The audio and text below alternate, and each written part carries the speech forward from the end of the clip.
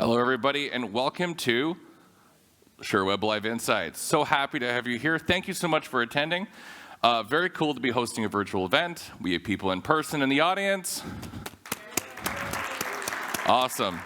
And people watching at home, to the hundreds of people watching, really appreciate you taking time out of your day to be here with us and learn a couple of things. Really awesome. So quick housekeeping items. The first thing I want to point out is that this is Live Insights. We won't be taking questions live. If you're in the chat right now and you have anything you want to get an answer to, please put it in the chat. We have a team waiting to answer your questions. Love to see you there. Another point we have is if you are virtual and you're saying, hey, maybe I missed part of this, maybe I want to watch it later, don't worry. This will be available for download. You can grab it, watch it at your own convenience. We'd love to have you go there and review it again if you want. So very first thing we're going to do is welcome Matthew to the stage, CEO of Sherweb, and he's going to do a brief introduction.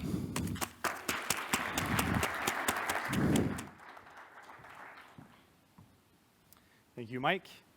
Hi, and welcome, and thank you for joining us for this special edition of Live Insight. We are delighted to be here with people joining us, both in person and virtually. I think we have quite a few hundred people joining us virtually. So we're super excited to be doing this Live Insight today. And also, we're super excited to be joined by some of our strategic vendor partners who have cloud solutions that are amongst the channel's favorite. So Sherweb's mission has always been about simplifying the cloud. We want to simplify how our partners deliver cloud solutions, products, and services to their own end customers, but we also want to simplify how you run your day-to-day operations. The opportunities today in our business are enormous, but we also understand that running a business can be challenging, especially under the current circumstances. Sourcing talent has never been harder, and pricing costs are rising across the board. So as a strategic business partner, which is really what we want to be for you, for our partners, we really want to invest and we really want to work hard to alleviate some of those pains. So if we take a step back and we look at what we've done over the past 12 months or so, we've done a number of investments to try to work at really fulfilling our mission and alleviating some of those pains. And everything we do at Sherweb will normally be done across 4 strategic pillars. Number 1 is business strategy. How can we help you develop your business plan? How can we help you plan your new offerings? How can we help you with marketing, training, and so on? After that, our second pillar is our cloud solutions and products. We want to make sure that we have in our marketplace best-in-class cloud products that we can help you support and that you will have success going to market with. Thirdly, it's our cloud expertise pillar. How can we help you with pre-sales, post-sales? How can we help you leverage some of our capabilities to really deliver service to your own end customers? And lastly, it's operational effectiveness. How can we help you run your business more effectively, in a more automated manner, in a more cost-effective manner? So everything we've done and everything we do falls within those 4 strategic pillars. So concretely, last year, we've done a number of investments through acquisitions and also through organic means. We've acquired C2, which is an ITSM, which is super flexible, super customizable, which we are investing to make sure that it is the best ITSM for MSPs in the market. And we'll talk about more of that later. We've acquired Purely HR, which is an HR solution for SMBs, which will be exclusive for you through Sherweb.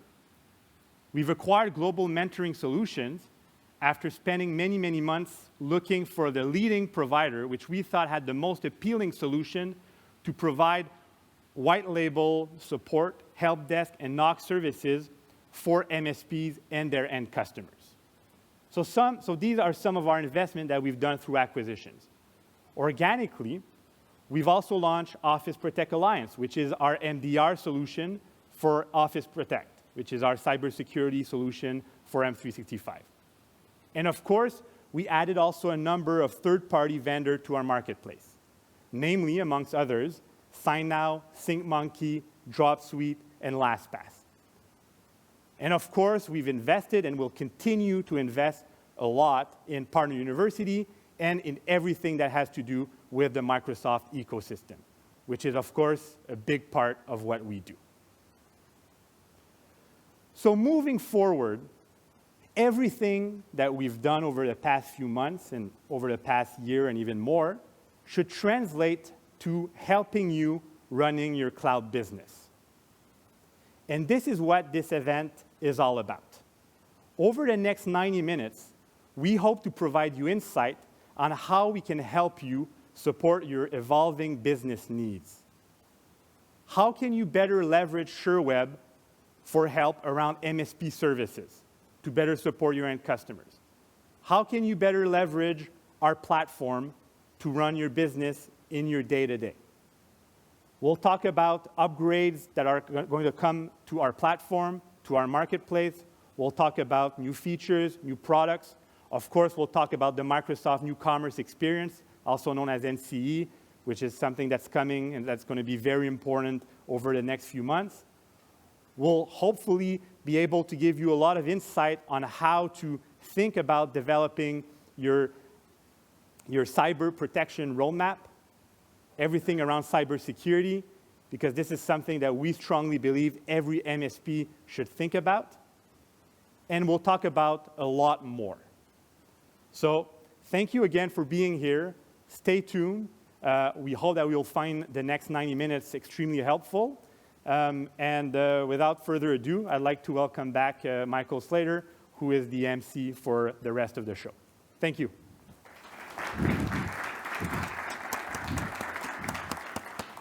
Awesome. Thank you so much, Matthew. We appreciate it. So, without further ado, we'll get the show started. So the very first person we're going to invite to the stage is going to be Andre. He is our VP of Cloud Operations and Hosted Services. Really excited. He's going to have a great talk with you today about some of the exciting things we're adding to Sherweb's hosted offer over the next year. Andre, coming up.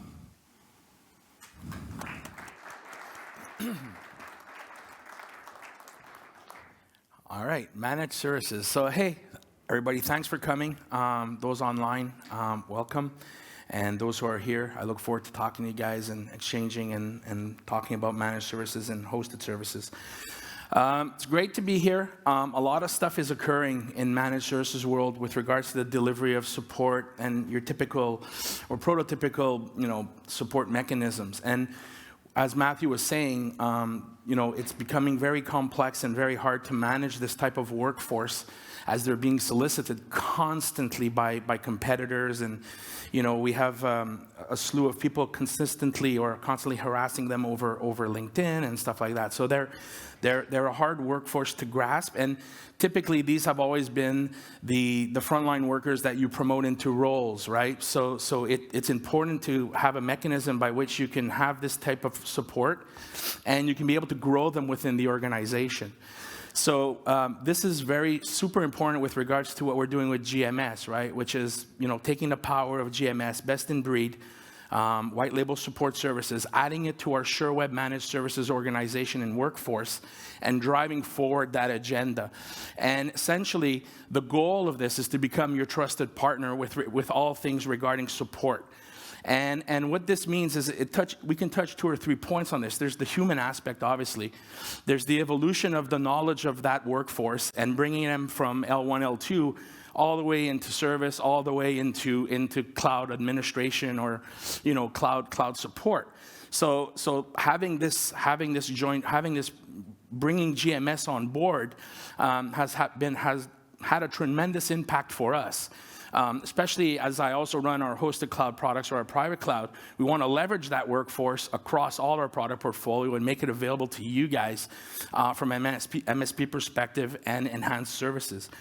So when we're talking about this, we're talking about building on traditional services and bolting on everything that's cool with regards to, these observability suites, the ability to take in logs and be able to take in application performance monitoring and being able to take in, security alerts or all sorts of information, external URL monitoring, all this cool stuff, bringing it into a central place and having this central organization provide insights to you guys about what's going on your customer platforms, and being able to automate notifications and being able to tell people what's going on, predicting what will happen.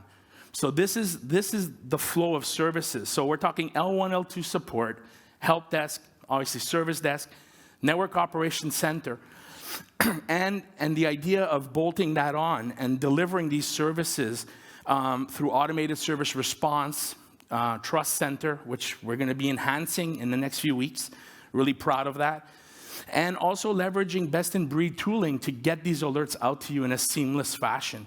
So when an alert comes to an L1, an L2, a knock, this is an alert he needs to take concrete action against, right? So we remove the noise, and we focus on what's important, which is uptime, availability, notification, advanced work. We also offer, on top of that, we can carry you guys end-to-end from a services perspective. In other words, if your customers or you have workloads that are on-prem and you want to bring them to cloud, we can help you with that. If you want to bring your legacy workloads into a private environment, as you work your way towards public cloud, or as you move your platforms or your products to next gen, or let's call it cloud native, we can help you with that. If you want to do hybrid cloud, we can help you with that. VMware just announced multiple partnerships with the biggest players, where you can actually get VMware services hosted and managed by AWS, hosted and managed by Azure, hosted and managed by Google. These are opportunities for you guys and us to bring the customers on this cloud journey and have ready-made solutions, and more importantly, have one level of support that can follow your customers and you guys through the whole journey and life cycle. We can monitor pretty much anything. And we can also build customized plans, so we can work with and advise on trends that we're seeing application-wise, issues that we're seeing, and carry and provide that insight to you guys in order to get your customers to the next level. Monitoring services, super interesting. Been working on next-gen monitoring services for at least the last 5-6 years. It's all about observability now. These traditional monitoring of alert, something's broken, open a ticket, notify customer, fix, and then go back to go back to normal business operations. This is a thing of the past. What we want to do is we want to be able to plug and dial all your alerts into one central pane, have somebody working and analysts working on making sure that the alerts that need to be alerted against are being worked on, right? This is the goal. 95% is noise, fantastic. We have SEV 1, SEV 2, SEV 3, alert 1, alert 2, alert 3, notification 1, 2, and 3. We'll notify when something weird is happening. We'll alert when an action needs to be taken on a component of your stack, and we'll even go all the way to announcing and forecasting that there's an incident occurring. All of this is done through automation and the plug-and-play nature of the product we're going to build that will underpin all our services. And when I talk services, these are services across any cloud, right? So the idea here is we're not vendor specific. We obviously know Azure very well. I know my cloud very well. But, at the end of the day, these services are plug and play, and we can bolt on any service you have around it can easily be bolted on to our central pane. And this is super important. It means that if you're adding a service, we have the customized plugin on our end. We don't even need to develop it because the tool already has it. From an APM perspective, super important, because you may be reselling Azure, you may be reselling Performance Cloud, but ultimately, do you really know what the customer's running on that VM, or on that server, or on that EC2 instance, or on Droplet, or anything else? Well, the APM capabilities will allow you to have insight into that. And you can actually start triggering and alerting against an application change, or enhanced CPU consumption, or what's going on with the RAM, and why has this changed? So Mr. Customer or Mr. MSP, we're seeing this on your platform. Somebody somewhere changed the code. You want to reach out to them and tell them that potentially this may cost them a lot of money because they're consuming 2 or 3 times the compute they should. So this is the beauty of what we're trying to build here. GMS is core to this. They bring expertise, they bring the knowledge, and they bring also the capabilities for us to extend these services. So I'm really happy about being able to work with them and develop this services portfolio with them and with you guys in order to offer the best we can from a support perspective. What's next for us? So a few interesting topics. There was the big VMware conference, obviously where we run VMware and Performance Cloud. Then followed up by the Azure and Microsoft conference, Ignite, and now coming up in about 3 weeks, there's reInvent. And what's interesting is that, when you see trends and you need to forecast these trends, and that's where we want to become trusted advisors. We have eyes everywhere. I've been seeing the rise of sovereign cloud now for about 3 years. I've seen it in Europe where companies have become quite successful reselling localized data center and management capabilities, being able to keep data in specific regions, right, versus having data in regions that are less protected. So sovereign cloud is really coming. It's up and coming. It's actually there. VMware has actually invested a lot of money in being able to offer sovereign cloud capabilities. They do this through partnerships with Azure, with Google, and with AWS. And the reason they do that is they want you to federate your private cloud and be able to keep your data regional, especially for SMBs that may have global footprints. They do it. There are a lot of them, right? MSPs, customers, SMBs. And essentially, if they want to have their data in one specific location, and they're running private cloud, well, they can't extend their cloud into AWS if they're available in that region, or Google, or Azure.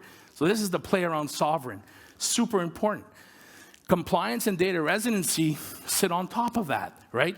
So the idea that there's some places in the world where they're actually imposing that the data cannot move, right? And saying, no, this data needs to reside here.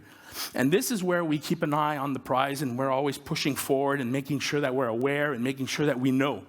And that's, again, trusted advisor. We want to be there for you guys, for your customers.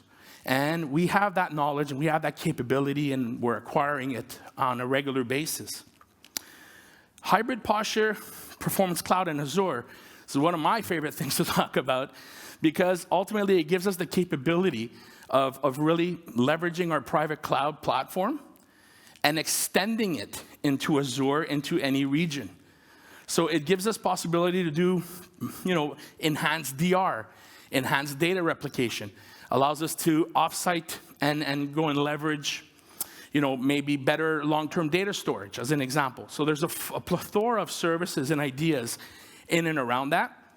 And lastly, bolt-on services. I mentioned them before. Web application firewalls on perimeter to help your customers protect their application stack. DDoS protection at L3, L4.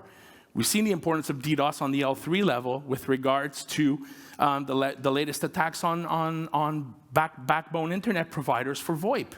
So our customers need to be protected, right? So this is what we want to do.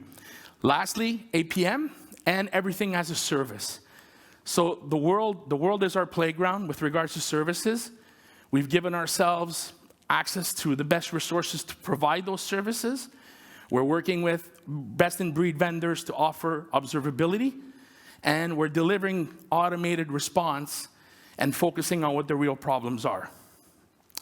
Thank you very much.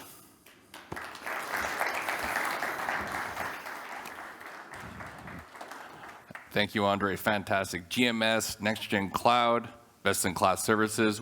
I'm looking forward to seeing what the future is going to hold for the hosted services team. That's amazing. So next up, we have Chris. Chris, are you there? Oh, you're on mute, Chris. I am. Can you hear me? We can hear you just fine. Chris is our VP of Client Services. Chris, glad to have you. How is sunny Edmonton, Alberta doing? I had to spend 2 hours to shovel the snow this morning, so I'm okay. Sounds great. Stage is all yours, Chris. Thank you. Okay. Thank you, Mike. Good morning. Client experience has been a major focus for us at Sherweb this year. We have made many changes internally, but we started on a mission to deliver value as a service for our customers. And how are we doing that? We are doing that by delivering best-in-class technical support and value-added services for our customers. And we are also leveraging our in-depth expertise in cloud services, security, productivity, business critical solutions. While all of these are important for us to deliver the value, it is incomplete if we didn't develop a culture of customer centricity. And when we say customer centricity, it's not really a buzzword, right? So it all started with one fundamental question that we started asking. But before I say what's that question, let me take a step back. My team is interacting with all of you, all our customers, day in, day out. And depending on what they're experiencing, depending on what they're hearing from our customers, we actually bring back a lot of ideas to the table, and we're making some decisions. Some are big, some are small, some are massive, right? Irrespective of which decision are we making, there is one fundamental question that we ask, right? The question is, if we have a customer at the table, if one of you is at the table, would you say yes or would you say no for that question? It's as simple as that one. Because often companies fall into the trap of making decisions that are convenient for them, not for the customers, right? Because that's the natural trap. But we are asking that question every time we make a decision. Will the customer say yes or no? If it's a yes, more power for us. We'll go ahead and do it. But if it's a no, we're going back to the drawing board and we make decisions. And that's where I think we could make quite a few decisions in the recent past that helped us to actually deliver a better experience. Unified ticketing system across functions. What that means for us is that when we talk to the customers, I'm very proud of the team, the quality of the team that we have that interacts with the customers. However, on any good day, 90 to 95% of the tickets we can close without any help with anybody else within the company. But for those odd 5% of the tickets where we are dependent on some other teams, we want to make sure we lose no time interacting with anybody else. So we're using the same kind of technologies and ticketing systems within the company. When we talk to somebody else, we're efficient. We speak the same language and we're all using the same tools. So no need to reintroduce anything else or bringing anybody else up to pace. And the second thing that I would say is the continuous training, right? So we hire smart people. You heard from Andre earlier also. We hire smart people off the street, but we're continuously acquiring companies. Matthew said that earlier. We're continuously adding new products and technologies to our marketplace. And the skills that we hired the people may not be relevant anymore. So we have a talent university that actually evaluates that skill set that we require to support the new technologies that we're offering for our customers. They take an inventory of the new skill sets that we need. What do we have within the store? Where is the gap? Let's bridge the gap, right? That's where they publish the content, deliver the training, and to make sure our team's knowledge is updated and they're up to pace into what's happening across the industry. We all that no customer wakes up in the morning and says, let me file some tickets with Sherweb. That's not the goal. None of us do that one, right? If there is an opportunity where you don't need to file a ticket with Sherweb, you would do that. And how can we empower you to do that, right? So we have a rich knowledge base that we have, and we made it a mission this year that we will exit with X number of knowledge base articles so that they're available for you on demand 24/7 whenever you're looking for something to solve in your own business, right? And then depending on the size of the customer, depending on the number of tickets that you file, some would want to know what tickets are being filed, how many, who on their teams are filing, what's the nature of the tickets. Is it something to do with the technology? Is it something to do with Sherweb? Or is it something to do with your own team, right? Either ways, you need data at hand. So for some of our higher tier customers, we started providing advanced reporting and analytics that are helping them to make the decision. While we are proud of the customer-centric culture that we have created, we did not stop there. We went ahead and we actually created a culture of continuous improvement.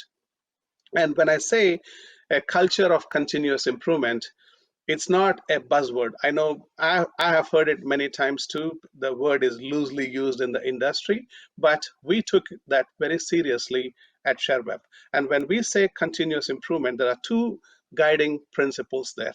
One, our teams are interacting with the customers. When they identify an area of improvement where we can provide a better support, they should be comfortable bubbling up that situation to the leadership team who can help take it to the next level. The second thing is that what brought us here is not going to take us from here to there. So what that means is that there are a lot of tools, processes, technologies that worked for us yesterday to provide better support for you. However, today, if we have to reevaluate, it may not be relevant for us, right? So we have developed a culture where everybody on our team are pretty comfortable questioning the status quo. And that led us to a major decision. We actually created a service innovation team where their one and only charter is to see how else we can provide a better technology or better way of doing business with us, right? They're constantly evaluating or scanning our existing processes, tools that we're using, going out to the market, bringing in what are the best practices that are out there, how else we can develop that or implement that. So they do proof of concepts to identify the impact, how much can we fit it into our existing system. And once we identify there is something of value, they go back and implement that, work with the service delivery team to implement and actually sustain that, right? So again, there are many things that that team has done in the recent past, but there are a couple of things that I would want to highlight, right? We do offer multiple channels of support for our customers, and some of them included a lot of manual processes, right? We are actually working to see how we can enhance each channel of support you interact with us. And not just the channel of support, we're also using artificial intelligence technologies to ensure that we are empowering you with some efficient way of self-serve for you to reach out to us. No matter what changes we make internally, we realize that the world around us is changing.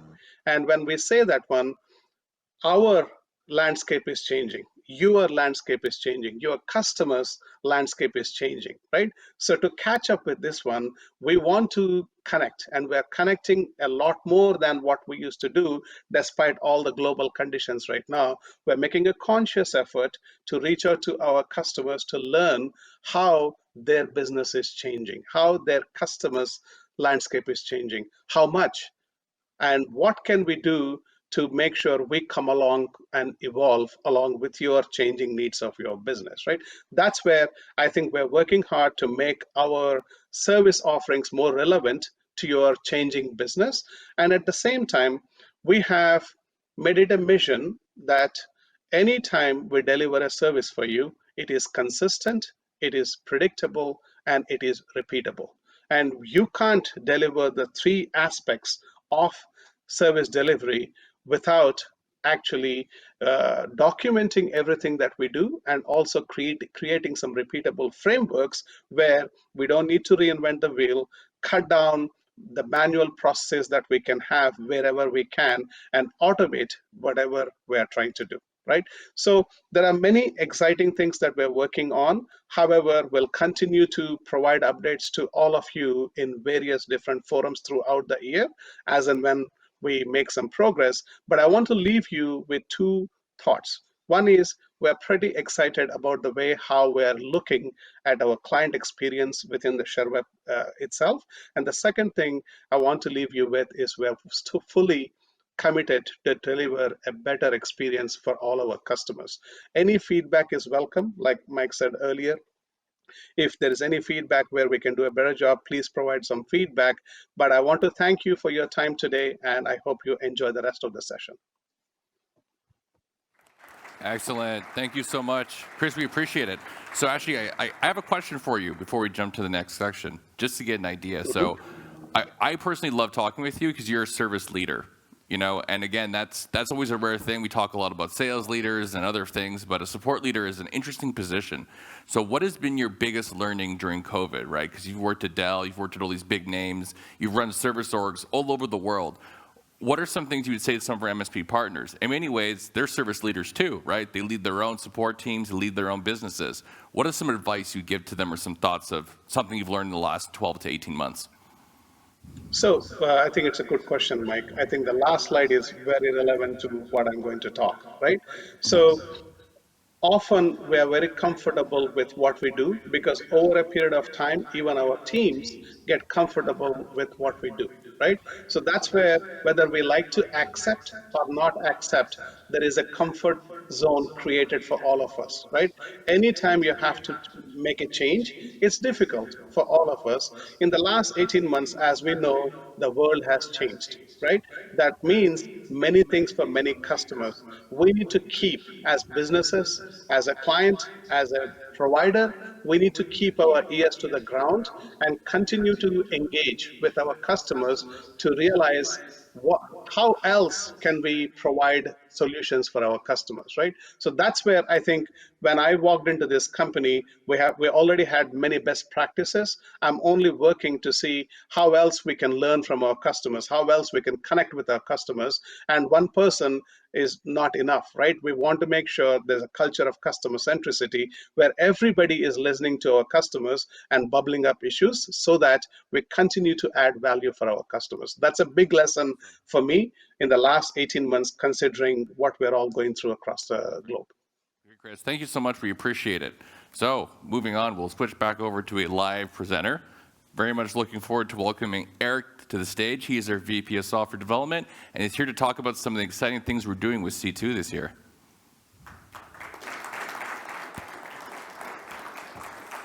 Thank you, Mike.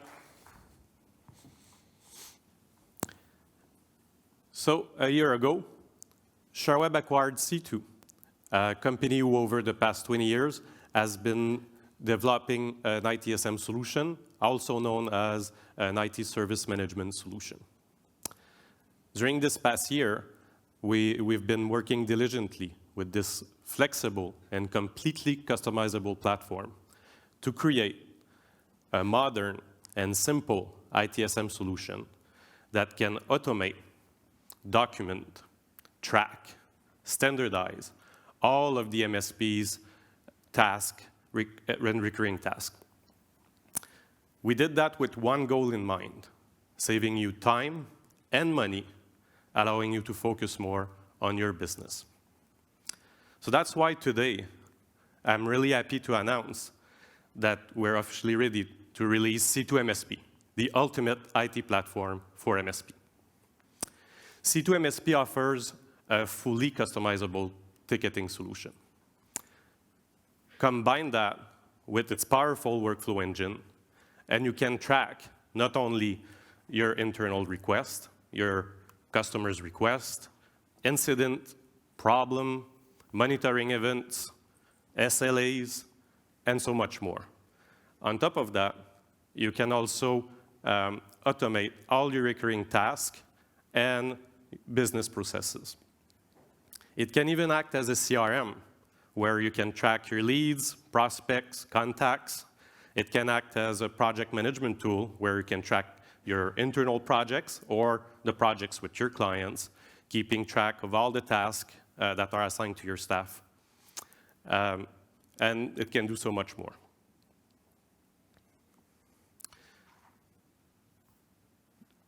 Thanks to its powerful CMDB, or configuration management database, you can track internal assets, your client's assets. You can track contracts, renewal, warranties, bank of hours, and so much more. Its self-service portal allows your client to consult your service catalog. They can also consult your knowledge base before they open a ticket. Then on that self-service portal, they can also create a ticket, track their own request, and see what's the status. And those requests, in turn, could trigger internal workflows. And those workflows, they could trigger automation or create tasks for your internal staff.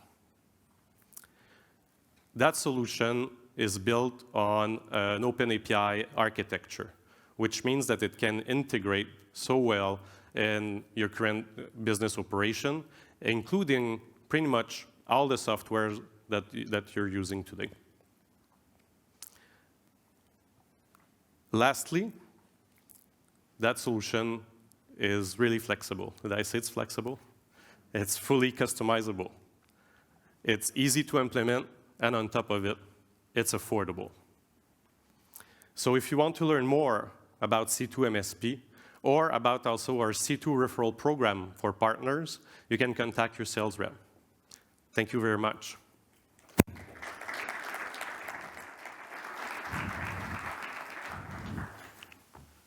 Awesome, Eric. Thank you so much. C2 MSP, very exciting, very flexible, and all around great product for you guys to take a look at for next year. So next up, we'll be discussing security. Topic that's top of mind, and I'm sure there's no shortage of opinions in the room about how important it is. I made the mistake of doing that at a show one time, trying to sell VoIP, so I learned my lesson. Security's king. What we want to focus on in this conversation is really getting people an idea how you can transition to going from an MSP to an MSSP, and generally increasing your security stack. We have a lot of great products at Sherweb, and one of the greatest things that we have is security around your M365 tenant. So we'd like to quickly evaluate and discuss the product with you and bring on Guillaume. Guillaume's there. Yes, sir. Great, so Guillaume's gonna join us, talk a little bit about OsProtect, some of the great security offerings we're adding to Sherweb. Go ahead, Guillaume. Thanks, Mike. Very happy to be here. I want everybody that's taking the time today to sit with us and discuss what Sherweb can do for them. I'm going to take just a minute, as Mike mentioned, to talk about not the conversion, but the sort of the evolution of the situation for you when it comes to cybersecurity and how clients are expecting more and more. I think that's part of a sort of two shifts that are kind of going in opposite directions. One of the things that we're definitely seeing that is bringing a lot of opportunity, but is bringing a lot of constraint as well for MSPs and a lot of challenges, is the fact that clients are demanding that accountability for cybersecurity. We're seeing it when it comes to compliance, certainly.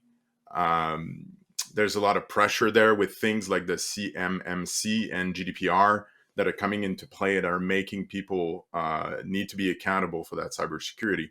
I don't know as well if you saw last week, the DOJ, the Department of Justice, made a very, very clear statement about the fact that they will now go after people that are receiving government funds in the US and that are misrepresenting themselves and the work that they do when it comes to cybersecurity. And the UK is discussing the exact same thing, actually even stricter. What will be everybody that's providing IT solutions that will have to be compliant with a sort of a baseline cybersecurity requirements.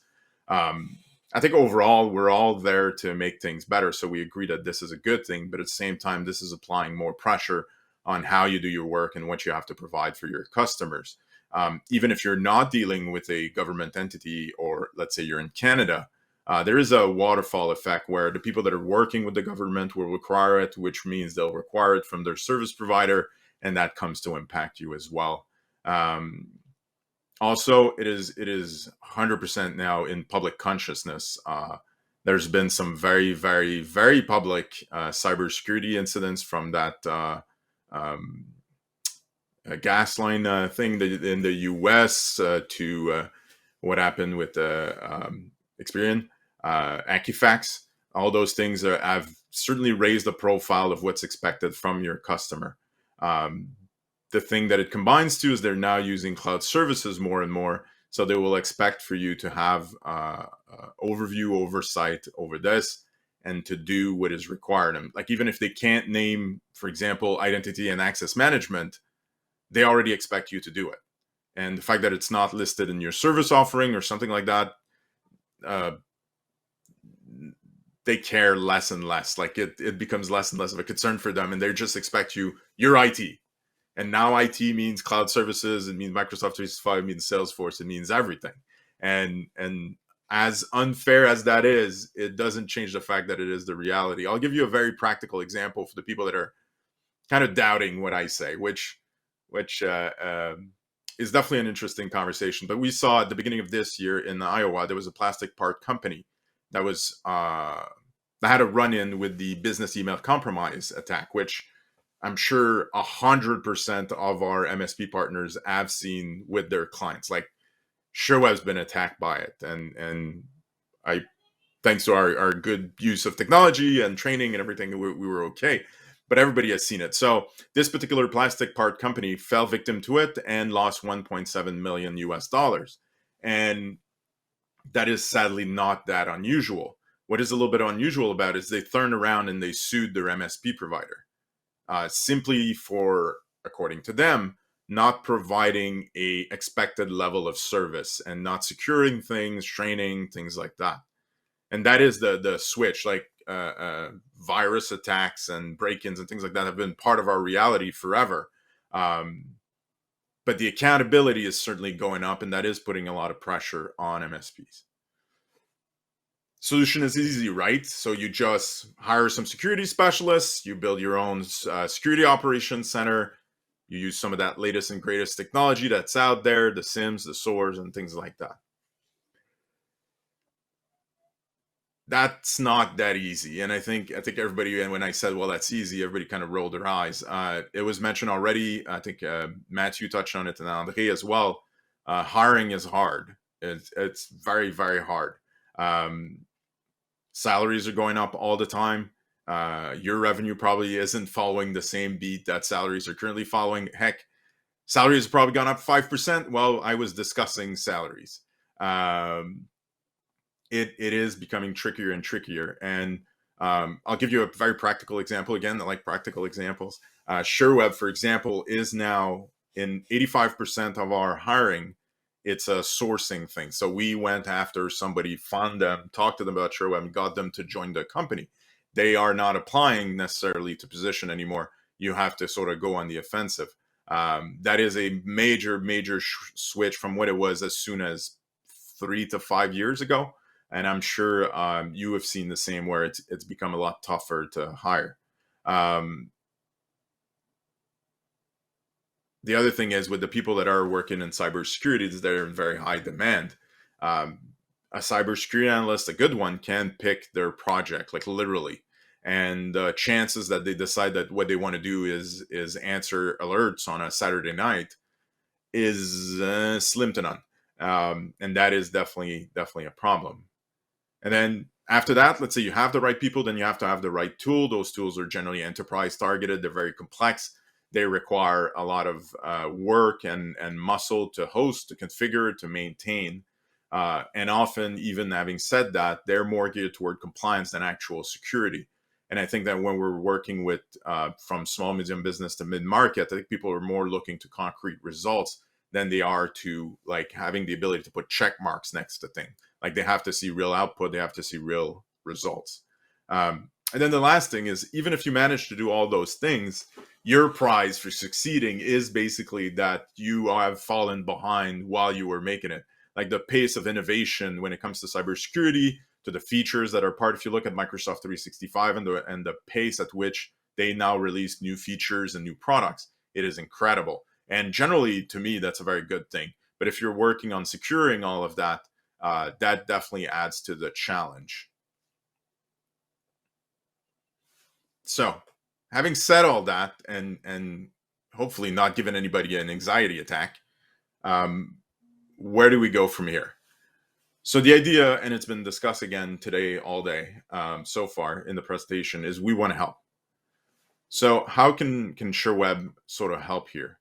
And the idea is to do what we've been doing all along at Sherweb, is to use our size, our scale, our expertise to make available to SMB through partners a solution that fits for them in a way that fits for you. Our affinity to partner, to managed service provider, has been, is, I think, hard to compare to anybody else. And it's what we do. Like since 2005, when we introduced Hosted Exchange in a way that a 3-user company could get enterprise quality email, that's what we've been focused on, is making those things available. Rather than tell you, rather than present each security product that we have, let's look a little bit more at what your offer could be for your client. I think that's a kind of a more interesting perspective. Just give me 5 minutes with that. I'll go right back to telling you about Office Protect as you're expecting. But let's talk about your offer and what your offer could be. The idea, for sure, I think if you're already mature, if you have all this, then great, good for you. I think we could talk about transferring some of that stuff to us. But if you're building out, I think a good place to start is a modern, complete approach. Like, it is not that hard to put the basis into place if you use somebody like Sherweb that can provide you with a lot of the shortcuts. A combination of your services, our services, and some external product and services will really like get you to hit the ground running in a way that doesn't demand to build out a SOC and hire 20 people and things like that. For example, you definitely need to start with a good security assessment. You need to include the inventory and risk identification in your work. For example, Sherweb has their security assessment that we provide for free that you can use. Gives a lot of context to any conversation with one of your partner. But you can also consider tools like OVIC or Nmap to build more of a network inventory. The important point here is you have to know the risk and share it with your customer. Once they are being made aware of what the situation is and the options that's offered to them, then the responsibility is transferred back to them, that they make the decision. Obviously, the budget's unlimited. They may not want to invest what would be necessary, but if it is well identified and put into an inventory of risk, then you've done your job correctly.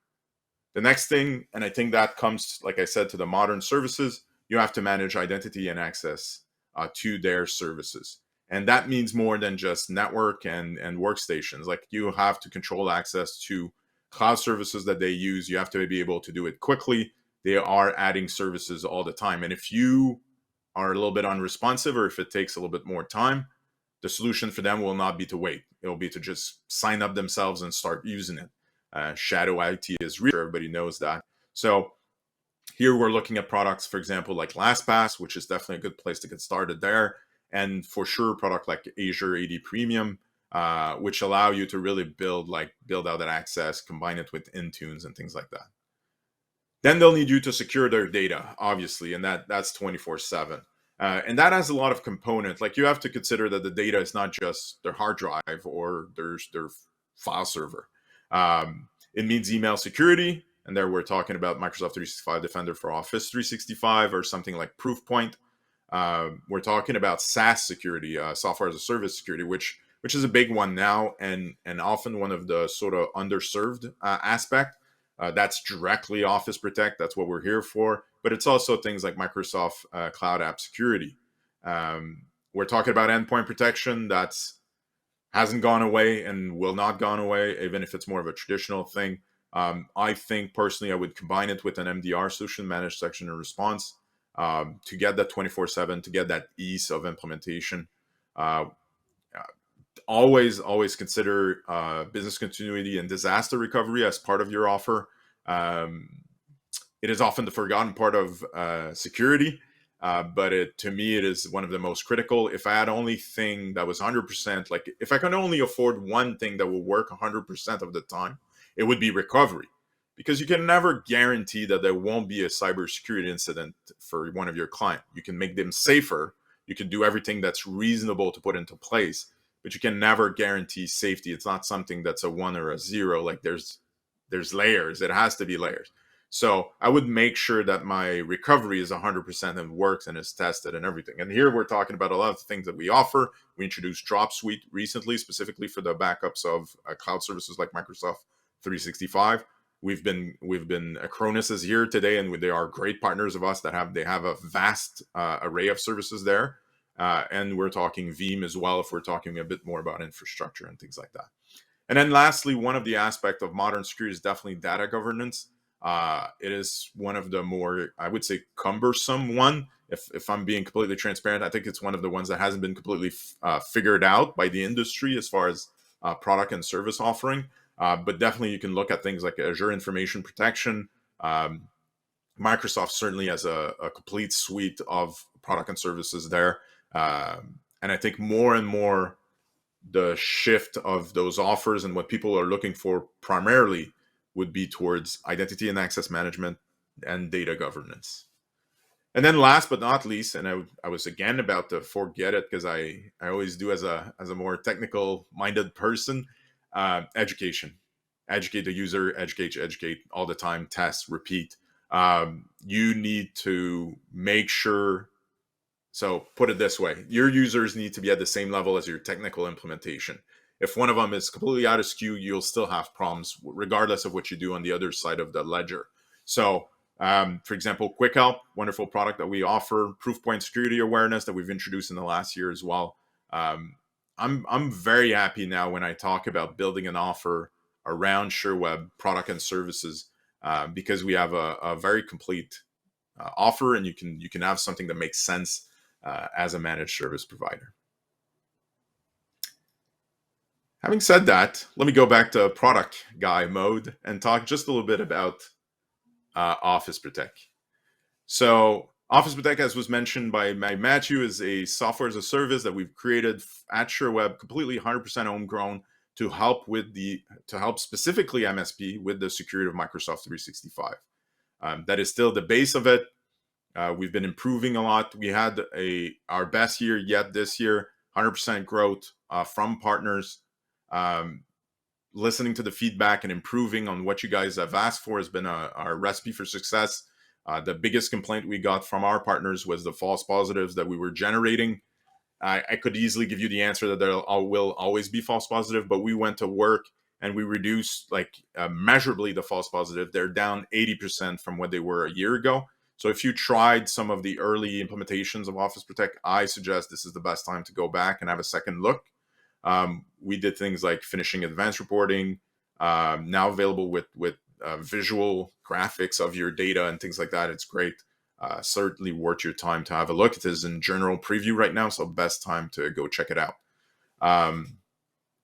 What's coming next for the software itself is centered around, I don't want to sound negative, but more of the same, meaning that we're expanding what we're including in the management and the security, not going necessarily much deeper in each and everything because that would introduce a lot of complexity, but going wider and doing making more things easy. For example, the very next things that will be coming out is Teams support. We've always managed a little bit around Teams, but now we're making new settings, new alerts, new reports available for Teams.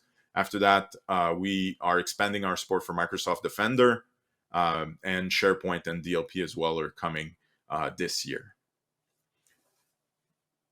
One last thing that I'd like to talk about while Mike is staring at me. That's right. Is Office Protect Alliance. It's been mentioned a few times. It is basically MDR for Office Protect for Microsoft 365. So MDR is Managed Detection and Response. To present this in a single sentence, it was the most requested thing that we got from our partners as far as adding things. And the idea is that instead of us, Office Protect, the software, sending the alert to you directly, we send it to a dedicated team of cybersecurity experts. They do the analysis, they get the additional data, they look at your logs and your Microsoft information, and they make a triage decision. And if you don't need to hear about it, then you don't hear about it. And that's 24/7, holidays, Christmas, whenever. Somebody will always look very quickly at the alert coming from Microsoft 365. And you don't have to have a SOC, you don't have to have anything. Then if it turns out that either we can't come to a conclusion or it's clearly a problem, we contact you following an escalation procedure that we've established together. We contact the right people the right way, right away.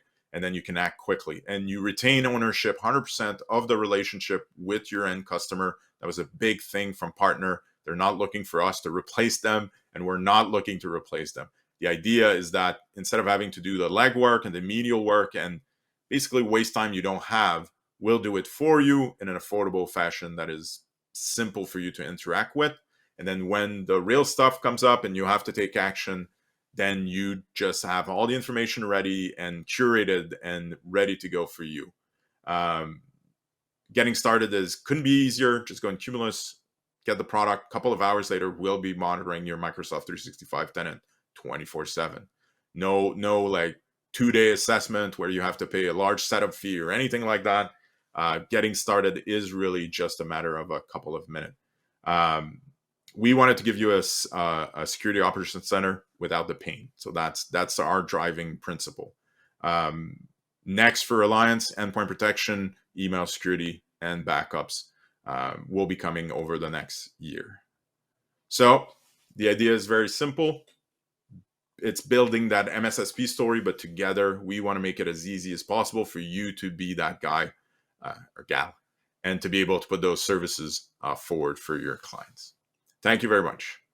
Awesome. Thank you so much, Guillaume. We appreciate it.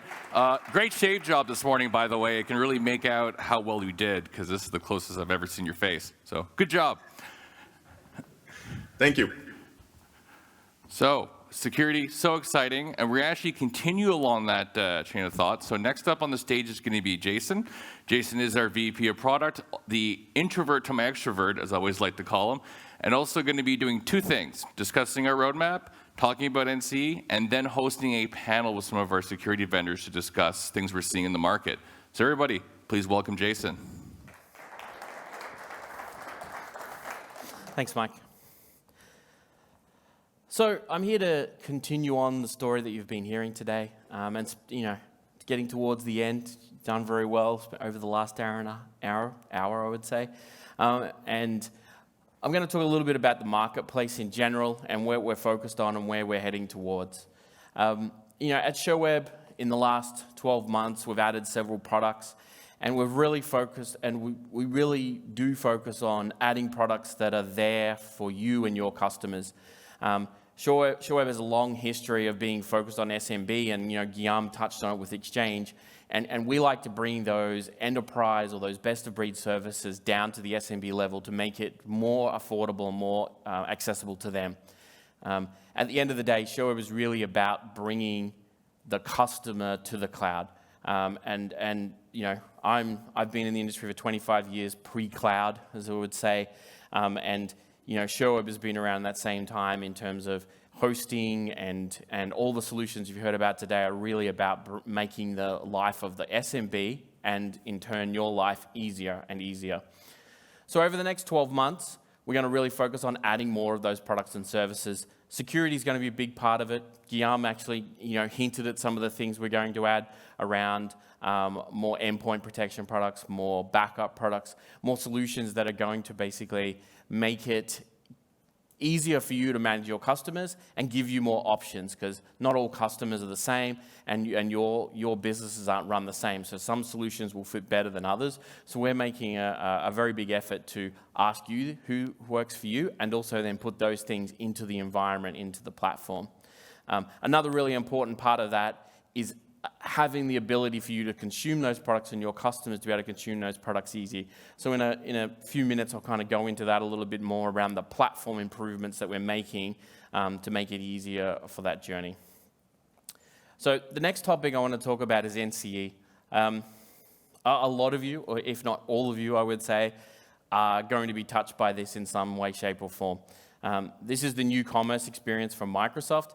This is really about Microsoft modernizing their commerce platform. So, when we first joined CSP over 7 years ago, we were one of the first people to actually have an integrated solution, and we were there at the bleeding edge, I would say, in terms of building the solution for Microsoft. And there was a lot of problems, and there was a lot of shortcomings in their system that were there because of just limitations in the platforms.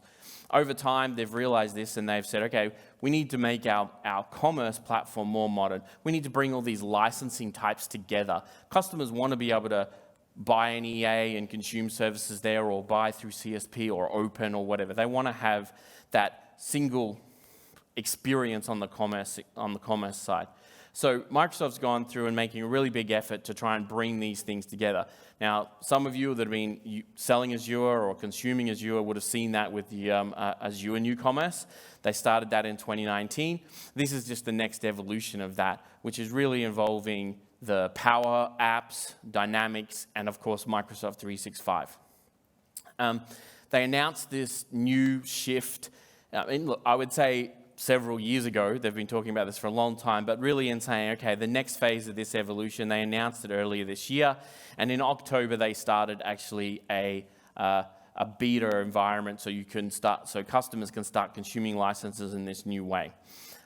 We've been there, going to weekly meetings. We've been involved in a lot of conversations with them, and the team, Eric's team, who was up earlier, have been already working very hard on making sure that we're ready for NCE when it comes along. So the important dates probably here for you guys to mentally note and have in your mind.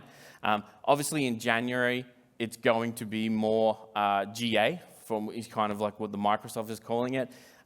We'll be there ready to test the system, to put water down the pipe, as they say, to make sure nothing breaks and nothing goes wrong. We'll be there from the beginning with that ready to go. Ready for March is where I would say the real fun kicks off in terms of all new subscriptions will be on the NCE platform. Now, in between that mid-March point and there, Microsoft decided to do a price rise because everyone loves price rises. And that is going to take effect from the 1st of March. We'll need to make sure our customers are ready for that. They really understand what that means and how is it going to impact their business in terms of obviously the billing that you consume from Microsoft and pass on to them. The next phase of that is they're calling the existing program, the legacy program, it is going to end in June. So basically what that means is anyone who's on a subscription, you can actually change that subscription, you can modify that subscription before June, and that would be fine on the legacy program. Then you have 12 months basically to migrate that off onto NCE. Now, we'll be in that journey together because we'll be moving all the customers that we have through us from the legacy platform to the NCE platform over time. The traditional way that we're doing it, I'm going to put, there's a little tiny words at the bottom there, subject to change. Microsoft are changing their mind all the time on this stuff. But, we'll do that upon renewal. We'll start moving the customers across, and that's why they're giving us 12 months. Something else that's pretty interesting in there, there's some new benefits that are coming along with part of NCE. Some of them are on the billing side in terms of contract lengths. You can sign a 36-month agreement with customers. You'll be able to, you've always had 12-month agreement, but the 12-month is a real 12-month agreement now. And those customers are locked to you as well. So it is meant to give you a little bit more revenue surety because it's basically locking those customers to you and they can't transfer, leave as easily as they were previously.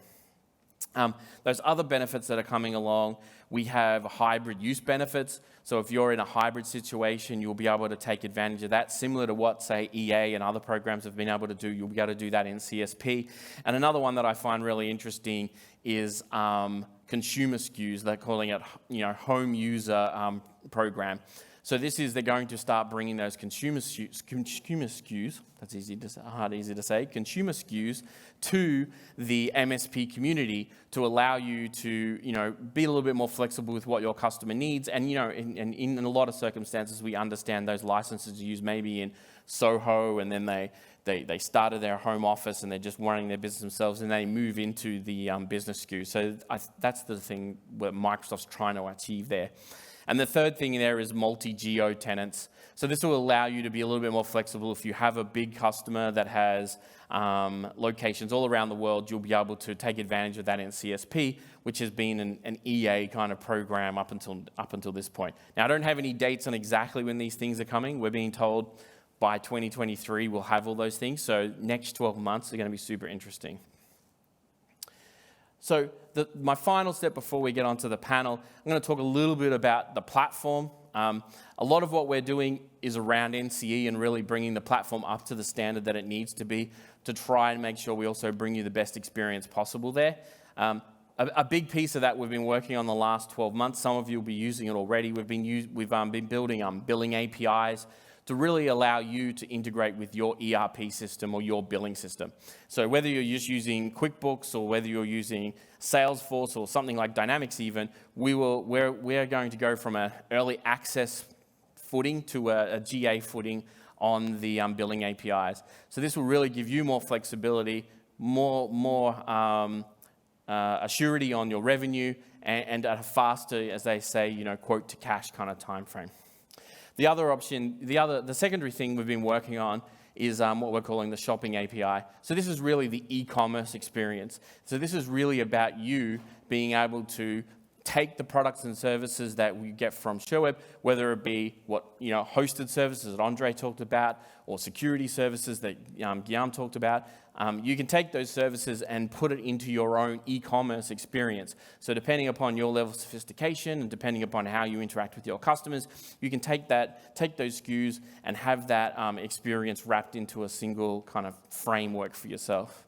And the final thing there is we've spent a lot of time over the last 12 months focused on these two areas, but we've also worked on the, let's call it the billing side of things.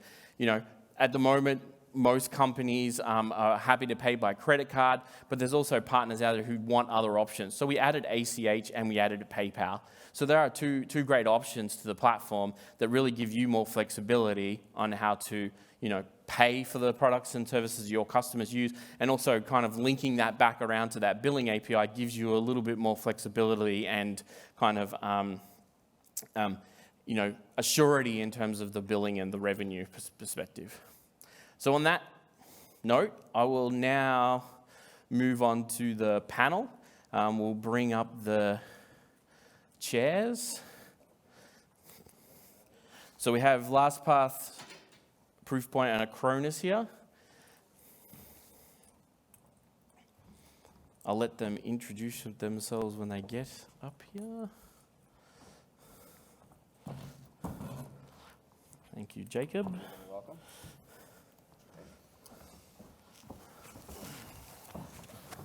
Hi, guys. Hello. Thanks for joining us. So I'll just let you guys introduce yourself. We'll start with Stephen. Excellent. Yeah, my name is Stephen Nichols. I'm one of the solution engineers from Acronis. So my role is to work with partners and distributors of Acronis to help them evaluate, understand, implement, and ultimately optimize how they use Acronis services. And we work really closely with partners like Sherweb, as well as their partners as well. So I'm Jesse Fine-Gagne. I come from LastPass, so I'm the product manager responsible for the MSP channel. So I've got a team of developers who are really building out the product and building out that muscle for the MSP, and we're really trying to make the product work really just for the MSP so that the MSP can go out there and resell LastPass to their customers. Jeremy Ward, I'm with Proofpoint. I'm the dedicated channel manager for all the Proofpoint resellers working with Sherweb. It's been a wonderful relationship that we've had thus far. I think Guillaume did everything that I was going to present. I think he already talked about, so I'll just sit here and smile. Yes, he did steal a bit of our thunder, I think. So maybe we'll start with you, Jeremy.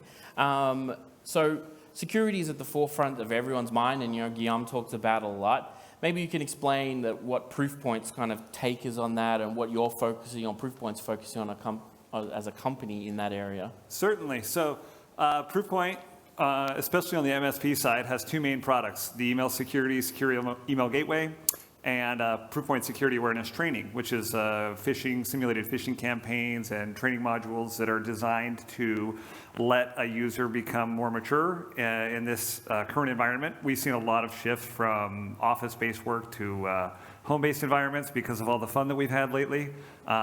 Mike Slater talked about 15 million COVID tests. I think I was subjected to about 75% of those over the last 2 weeks in my work trips to Canada. But We focus on a people-centric. You guys are talking a lot about a customer-centric environment and how you're doing business with your MSPs. Proofpoint is definitely looking at the people-centric version of that. The primary vector for data breaches lately is email. And that is because a user may not know what they're looking at or may not be paying attention. And with our SDG product, we can kind of eliminate the bulk of the threats that make it through. And with our security awareness training product, we can train the user so that if something does, they have the tools in place to recognize those threats more thoroughly. Thanks, Jeremy. So, Jesse, same question to you.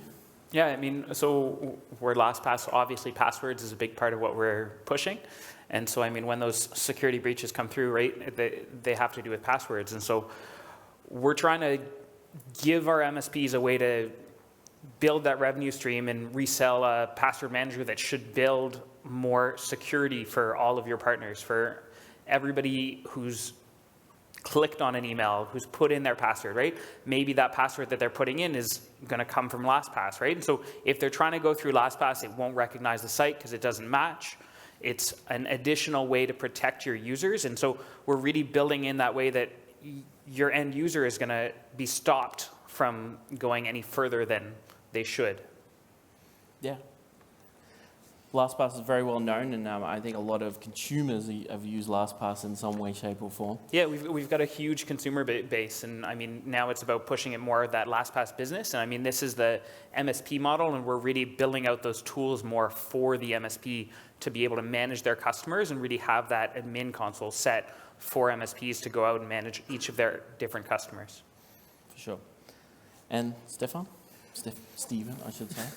So, yeah, from an Acronis point of view, I think one of the biggest changes, obviously with the landscape changing with more remote workers, and in the same sense, the bad actors are also moving very much online, and we've seen a huge increase in ransomware. Mm-hmm. Right, so ransomware has been a huge difference, and not only the quantity of the attacks, but the number of smaller entities that are being targeted.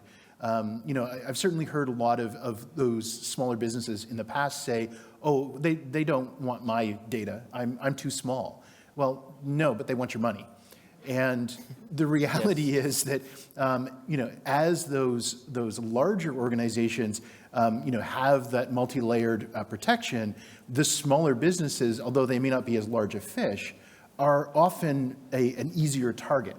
So it's really about being able to protect them against that, and that needs to be multi-layered. It needs to be protection against that email vector, against the passwords, and ultimately, at the end of the day, it's about making sure that data is secured, backed up, and can be recovered if everything else fails.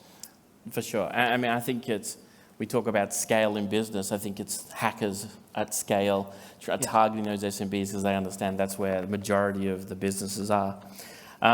So maybe we'll go back to Jesse here. There's currently a lot of threats targeting MSPs.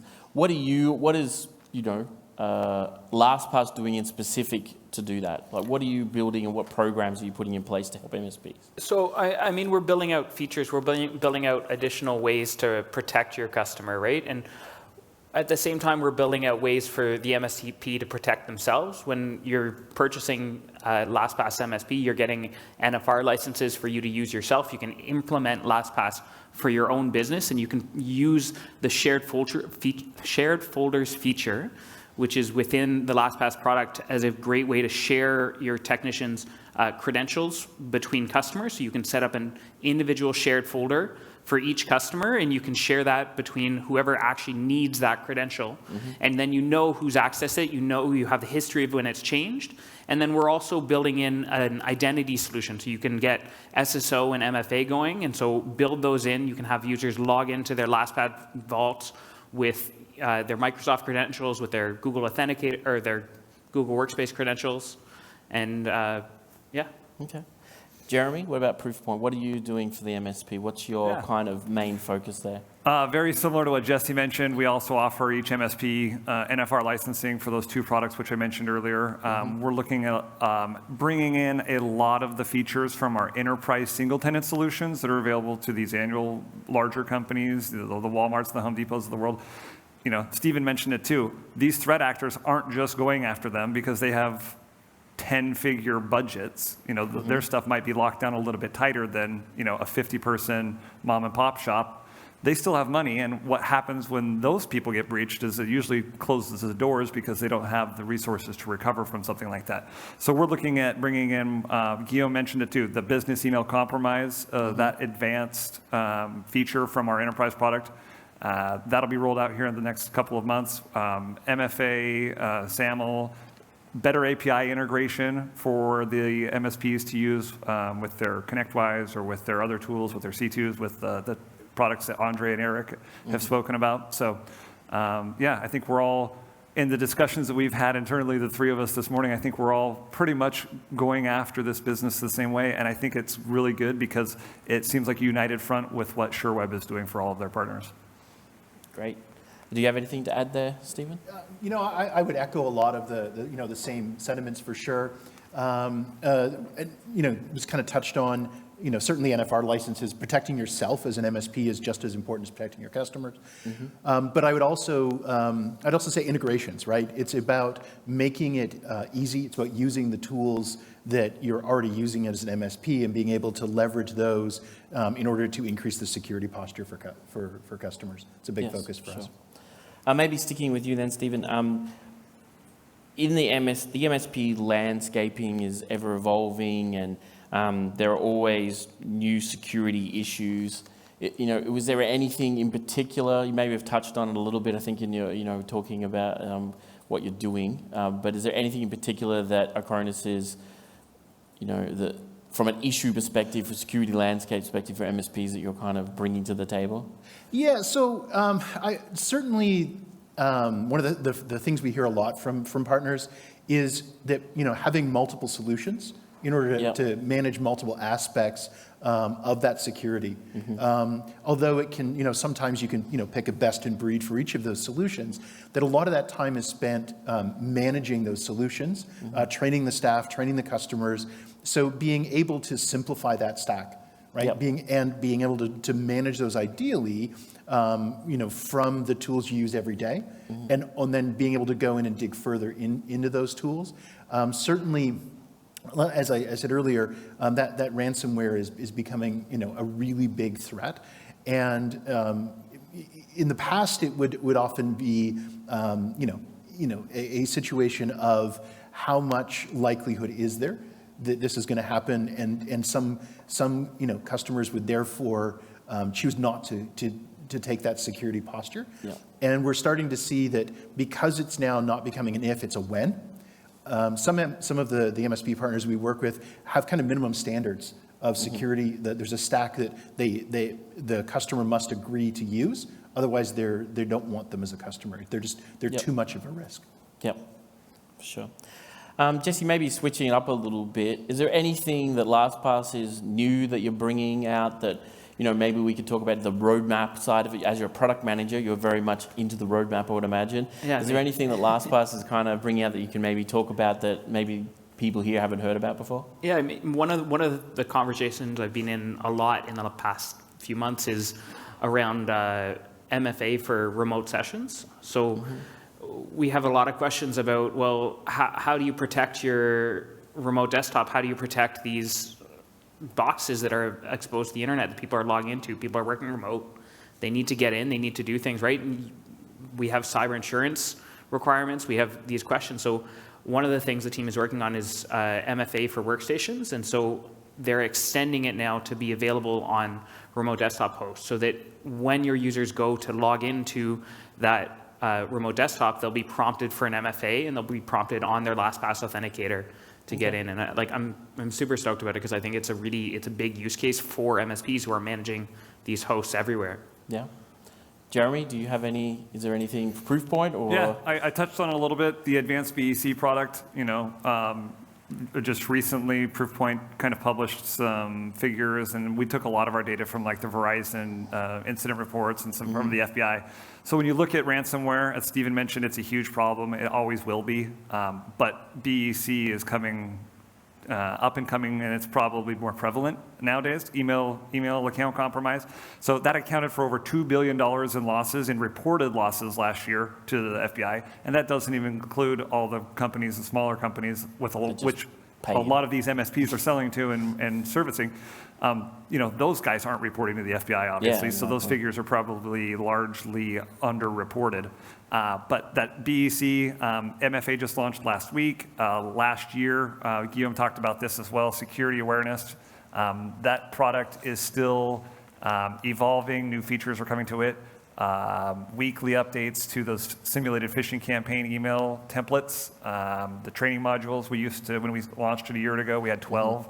We're up to, I think, 56 now. So those deal with everything from email-related issues to physical and device security and everything like that. So all of that stuff, I think, is very pertinent to the landscape today.